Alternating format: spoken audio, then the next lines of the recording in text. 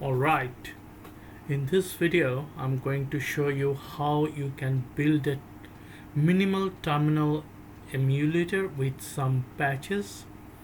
I'm talking about Suckless ST terminal, which is pretty popular, right? So, and a lot of people has shown it in elaborate fashion how to do the thing. I'm just doing it for the sake of somebody who missed out it and have got some sort of fair understanding how patching work. Okay, so this is certainly not an exhaustive material, so for that you need to look into a more popular channel where people have already done that kind of stuff. I'm just doing it in a brief manner just to build the terminal with a specific patching, just to give you some sort of sense that what you could do to get, because you need to get it, because Suckless has got some sort of understanding that people should build their software from source, so that's what driving them. So first of all you need to get the table source and then start doing all this stuff. Okay, so without further ado, let me get into their site and grab the table suckless.org, and if I move to different, so I'm here is the page. If you go to suckless.org and click on ST, which is their terminal emulator page, and go down bottom of the page, get the table, which is what I just copied the table, and if I fetch it from there, okay, so now if I enter it, okay, it's create a directory, right? And if I run make on it, it will create an absolute minimal terminal. Right at this moment I'm also running ST terminal. I have a terminal, ST terminal build repo in GitHub. If you go there and check it out, you can find it out. I'm just doing it in a brief manner. So at this moment if I run make, it will simply go ahead and build a minimal terminal emulator which might be missing so many stuff. Okay, so their philosophy is, the Suckless people philosophy is, we will provide you everything in bare minimal. If you want some enhanced capability, you are supposed to do everything by yourself by means of patching the software what we provide, the base software, and rebuild it. That's how they are thriving. So the idea is good, but not everyone's cup of tea if you do not have any understanding how patching can be done.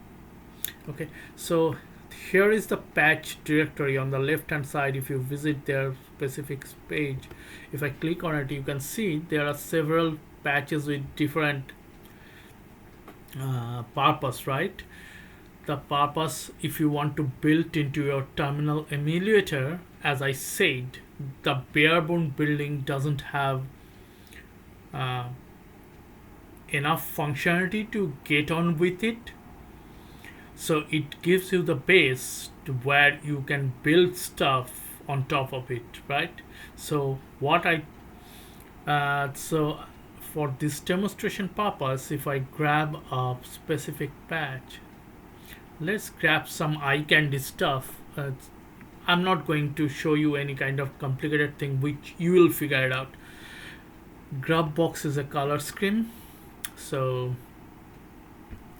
if I come here and if I grab one of the source, okay, linked location, okay, and if I go here and if I fetch it, I'm fetching the patch from their site. Okay, so now I have the patch. You can see I'm highlighting it. I have the patch. Okay, so all I have to do now, I have to patch this particular software. okay, which I have already inflated. Okay, I'm hoping you are following along. So all you have to do, patch is a utility, comes along with most GNU Linux system. You don't have to install it separately. Okay, patch hyphen p1. Okay, then the redirection operator, you need to fit the patch. You can see the diff file what I got. If I now press enter, see it's saying the patch file, the config.def file got patched. Okay, so now all we have to do, before I run the make, let me show you how the patch file st grub box, see what it does. It is changing the config.def.h file. Red one are taking away, it's omitting out, and green one it is putting back. That's the purpose this patch does. Okay, so you can see it's been patched. Okay, and 0.52. Okay, so for the sake of completeness, config.h is the main file. Oh, I'm sorry.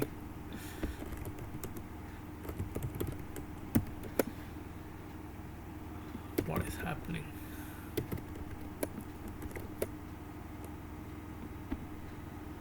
Now it's been patched, right? So if I run make, see it creates a binary. You can see it on green color, right? Okay, so now if I run it, see it creates a grub box terminal.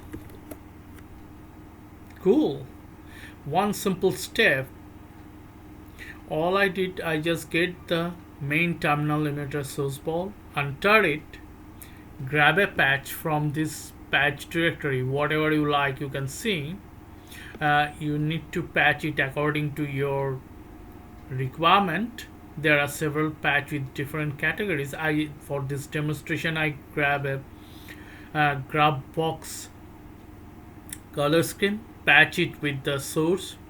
Okay, and simply make it 3 steps, and it built a grub box terminal emulator of ST.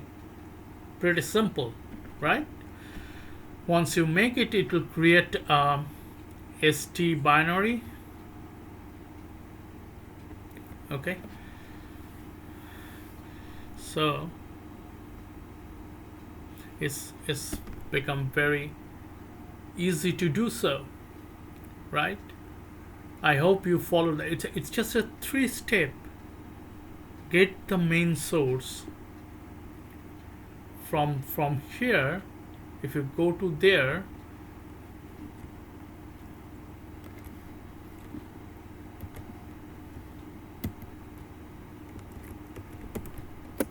if you go here, grab this source and enter it, then you go here on the patch directory, get whatever you need it from this, and apply the patch with p patch -p1.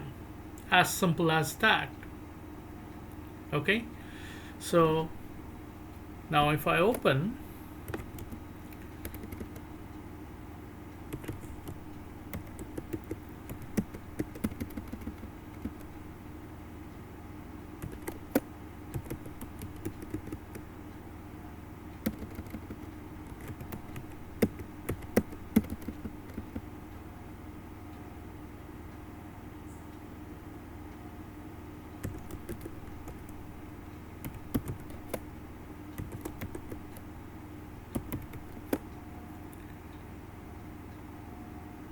okay,